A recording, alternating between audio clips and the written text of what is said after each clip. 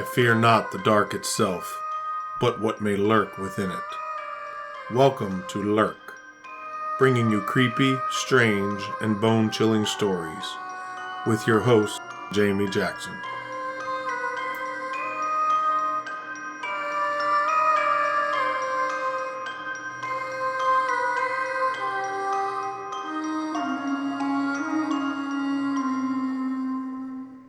Hey lurkers, welcome to this week's episode. This week we're going to be talking about an area known for strange disappearances and UFOs, and it's triangle shaped, and if you guessed the Bermuda Triangle, you'd be wrong. Today we're heading northwest to the state of Alaska to look at the area that's known as the Alaska Triangle. Before we get started, I wanted to give a shout out to one of our lurkers, Crystal, who is actually traveling near the Alaska Triangle to get married. So congrats on your wedding, Crystal, and watch out for weird crap while you're there. The Alaska Triangle connects the state's largest city of Anchorage in the south with Juneau in the southeast panhandle, and then to the small town of Barrow, which is located on the state's northern coast. The area is considered to contain some of North America's most unforgiving wilderness. The state contains rugged and forested terrain with glaciers, earthquakes, volcanic activity, and boasts almost 3 million lakes. That wasn't a typo, that is actually 3 million lakes. And it's comprised of about 365 million acres. In the area of the Alaska Triangle, 16,000 people have disappeared there since 1988, which is more than twice the national average. And in fact, the area is considered so sinister, many people refer to the area as the Devil's Triangle to emphasize just how evil the area is. But it wasn't until October of 1972 that the area began getting a lot of attention. In 1972, a small private plane carrying U.S. House Majority Leader Howe Boggs, Alaska Congressman Nick Begich, and aide Russell Brown, and the Bush pilot Don Johns vanished while flying from Anchorage to Juneau, which was a 580-mile flight. The plane they were in was a twin-engine Cessna 310, a plane that is considered reliable, and one without much of a troubled past. Pilot Don Johns had more than 10,000 hours of flight experience. One person said Don Johns was very capable of parking this aircraft in an extremely confined area. Johns filed the flight plan 12 minutes after takeoff, which was their last communication. There were no signs of trouble at takeoff.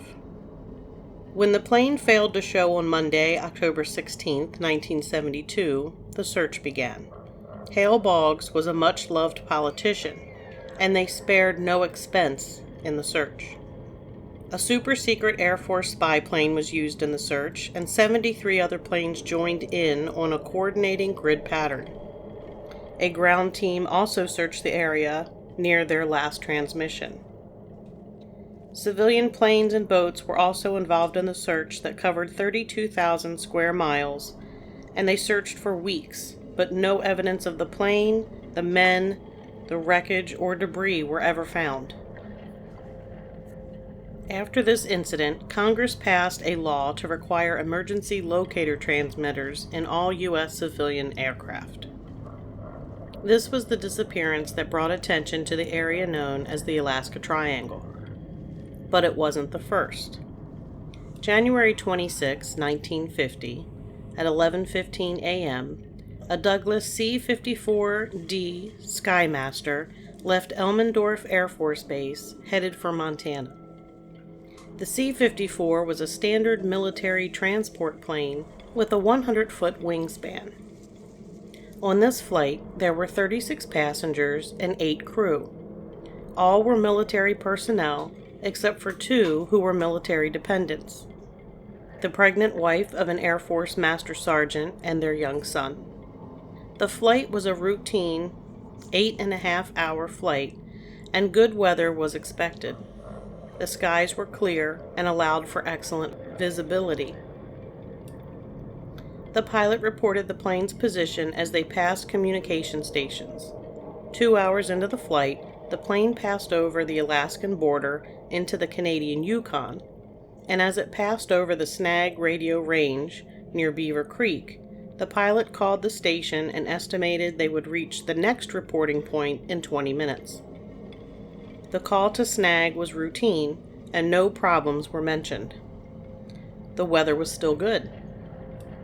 But the next station got no call, and no other transmissions were ever received. When the plane didn't reach its destination, it was immediately listed as missing, and a massive search was started. At the time, the U.S. and Canadian militaries in the area were preparing to commence a large war game operation. The war games were called off, and all the resources were put into the search. 7,000 ground troops and 85 planes searched 300,000 square miles. It was the greatest air search ever conducted, and it cost $1 million, which is equivalent to nearly $12.3 million today. During the search, rescuers thought they were going to find the plane because they were picking up distress signals from an unknown source. The signals sounded like someone talking on the radio that wasn't quite clear enough to understand. The location of the signal couldn't be pinpointed. They were distorted and distant and eventually disappeared. There were also 3 planes that went down during the search. There were no fatalities, but after the investigations, none of the details of the crashes were released. Then a 4th aircraft crashed. The 4th plane was twice as big as the others, and it cost $4 million. It was a B-36 nuclear bomber flying a training mission from Elmendorf Air Force Base to Texas. The bomber lost power, had to jettison the nuclear bomb in the ocean, and it crashed. The bomb was never recovered. During this time, the Cold War was going on. The Soviet Union and the United States were in a nuclear arms race, and only 56 miles separated Russia from Alaska. This meant that Alaska was one of the most surveilled airspaces at the time. In February 1950, shortly after the disappearance of the Douglas C-54, UFOs were seen stalking U.S. naval planes. A Navy pilot saw a UFO while training, and radar clocked the object at 1,800 miles per hour, far faster than anything the military had at the time. Air traffic control became concerned because there wasn't supposed to be anything in the air other than the Navy plane. The UFO vanished suddenly, then reappeared, stalking the plane, then it disappeared again. The encounter was kept quiet until a Freedom of Information Act request in the 1970s forced the military to release a heavily redacted report.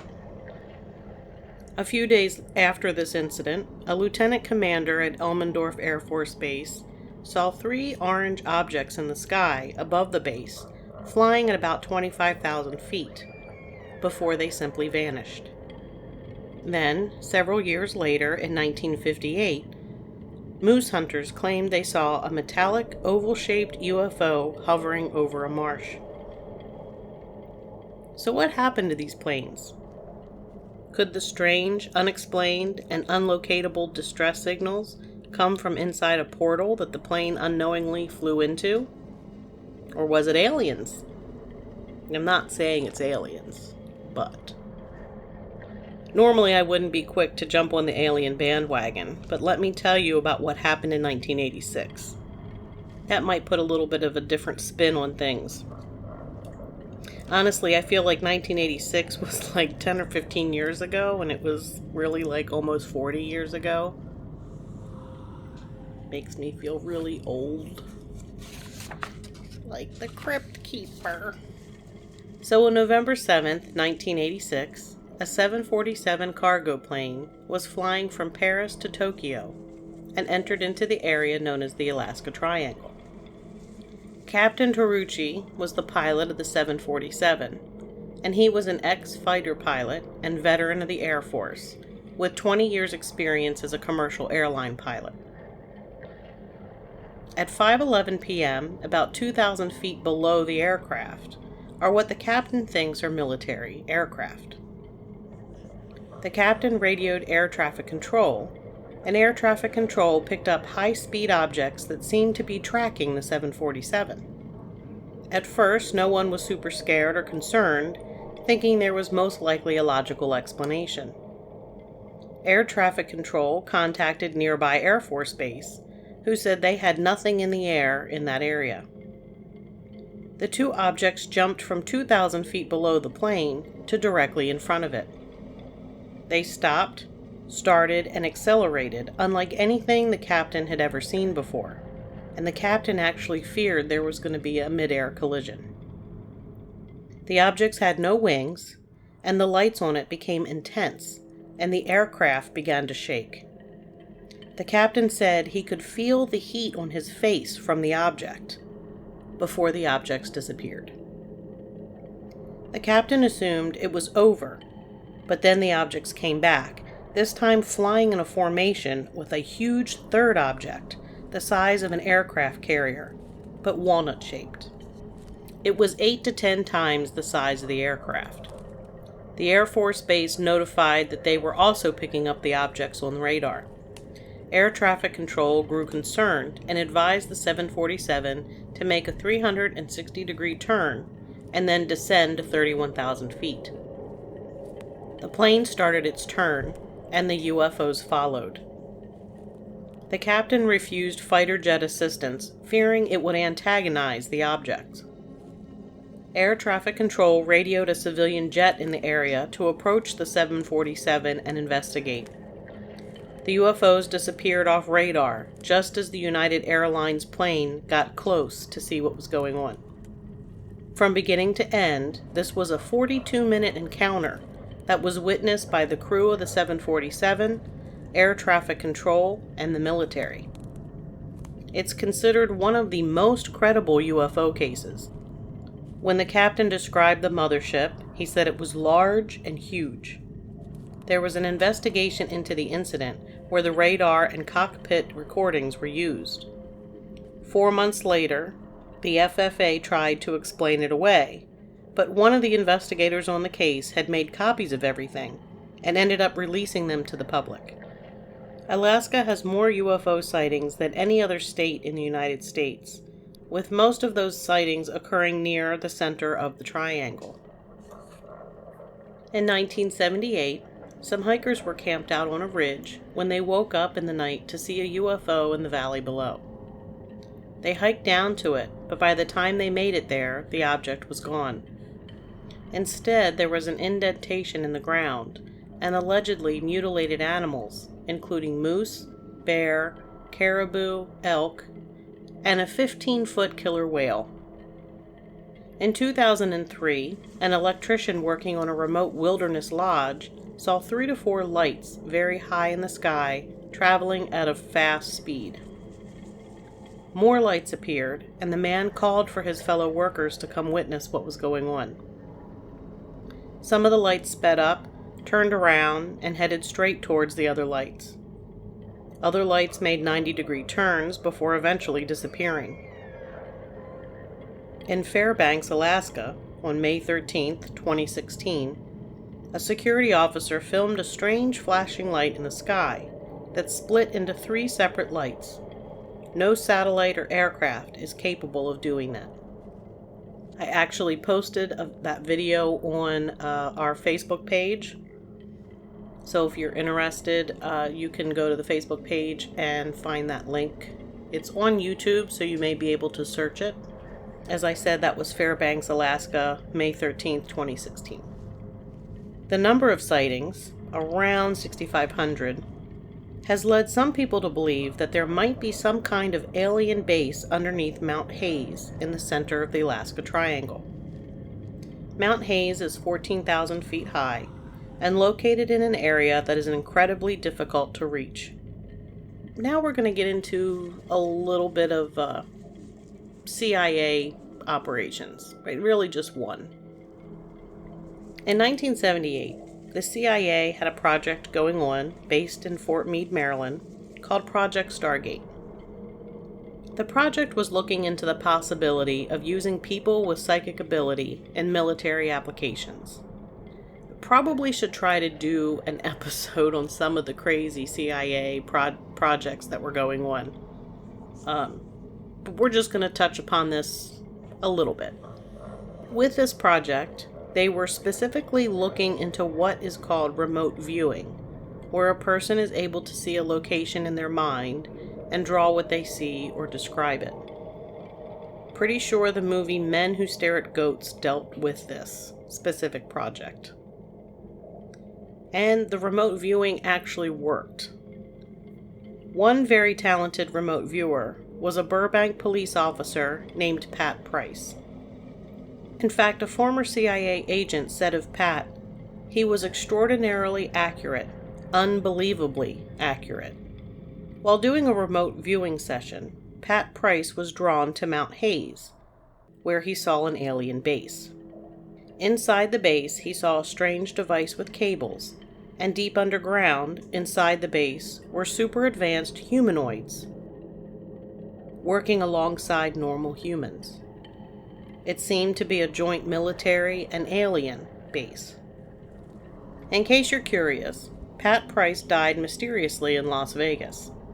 The day before his death, he met with members of the NSA. Then he died of what was said to be a heart attack, and he was found in a hotel room. But before his family was even notified, officials cremated his body. There's a little bit more to his death, but we're just really paraphrasing this for the sake of this episode. I think he actually had somebody bump into him earlier in the day, and then later he was complaining he didn't feel good, then apparently died of a heart attack or heart attack-like symptoms. Very suspicious. So Mount Hayes isn't the only possible underground base or anomaly in Alaska. It's gonna get weird. Honestly, aliens aren't my favorite. They scare the crap out of me. But for me personally, I have a hard time coming to terms with underground alien bases. I'm not saying they couldn't exist. That's just a hard reality for me to accept. I'm pretty skeptical about that. I don't know. I'm not saying it couldn't. I'm just saying it's harder for me to believe than other things. So there's also some speculation about a strange formation underground in the shape of a large pyramid that's referred to as the Dark Pyramid. So this is a little bit confusing about how this came to be, so hopefully I can do the story justice. In 1992, a man named Doug Munchler, who was a former counterintelligence person, sees a news program reporting that scientists got readings that indicated there was a giant pyramid larger than Giza, and the Giza pyramid is 450 feet high from base to the tip, that they found this giant pyramid object underground, and this information had been based on seismic readings. Apparently China had detonated an underground bomb, and the seismic readings from that are what scientists got their readings from.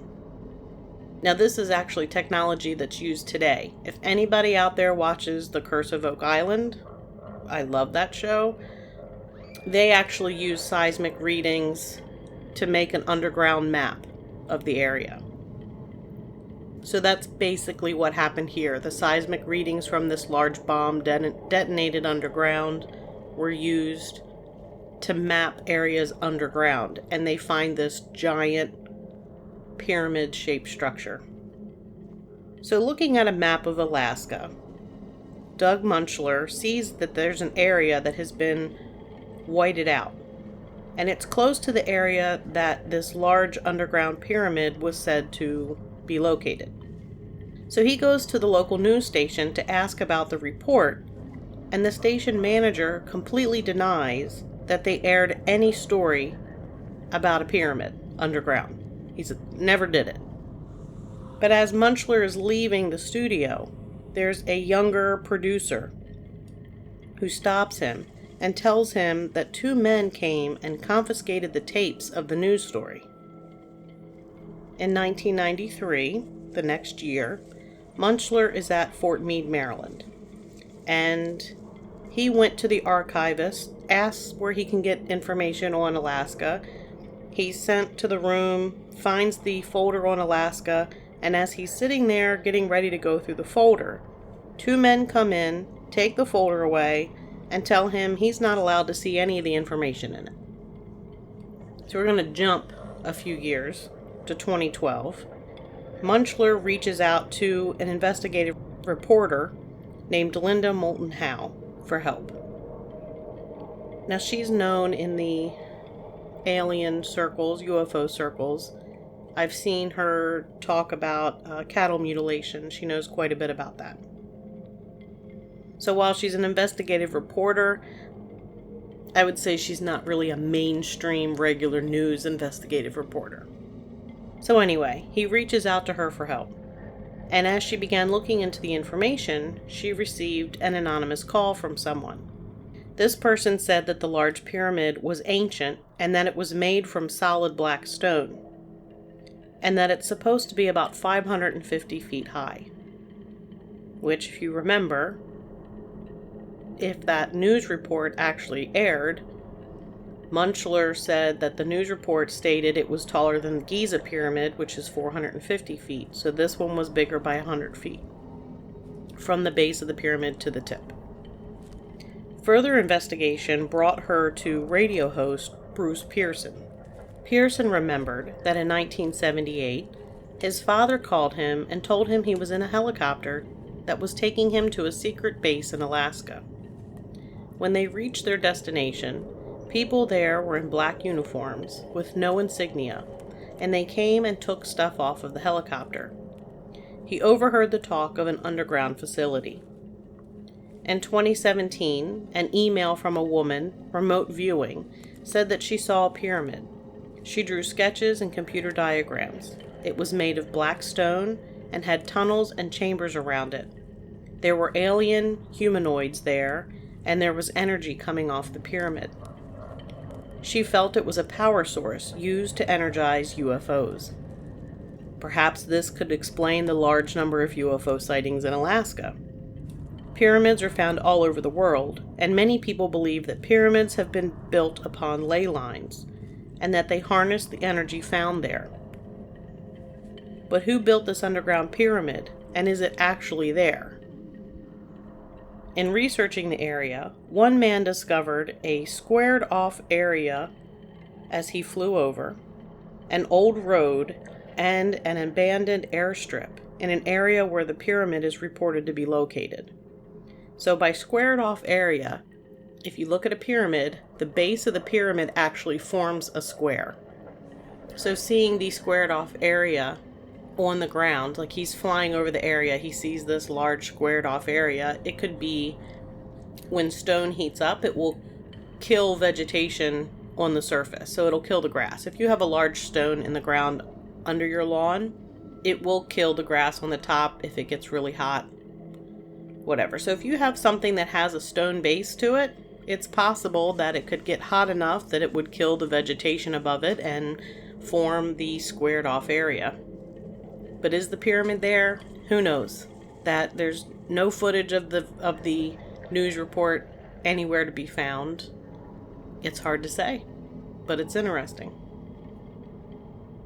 So another possible thing at work in the Alaska Triangle are vortices, or vortexes. In case you're interested, I looked. Either plural form is accepted.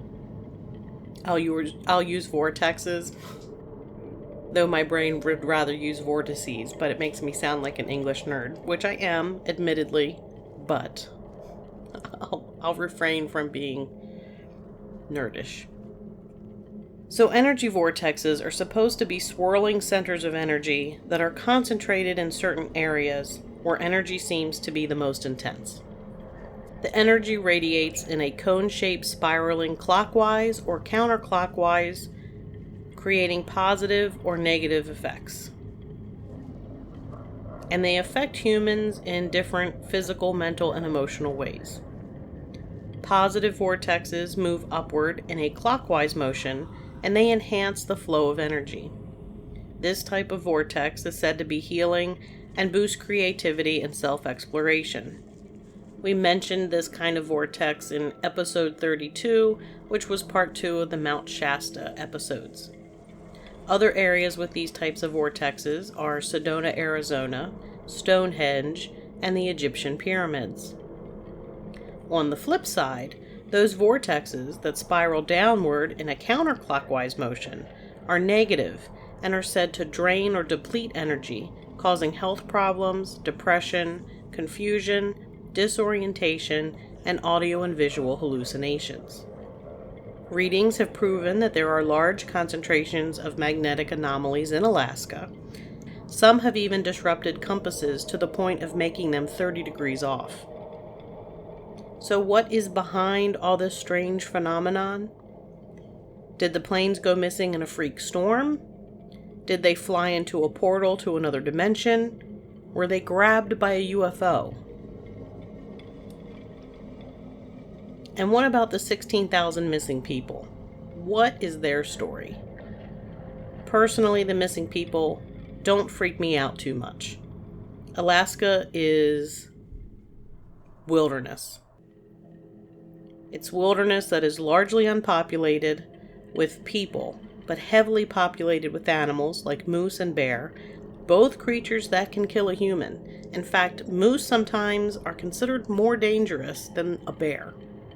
I think animals and unforgiving terrain explain what happened to a large number of the missing. For what other strangeness might be lurking in the midst of the Alaska Triangle? Make sure you tune in next Friday for part 2 of the Alaska Triangle.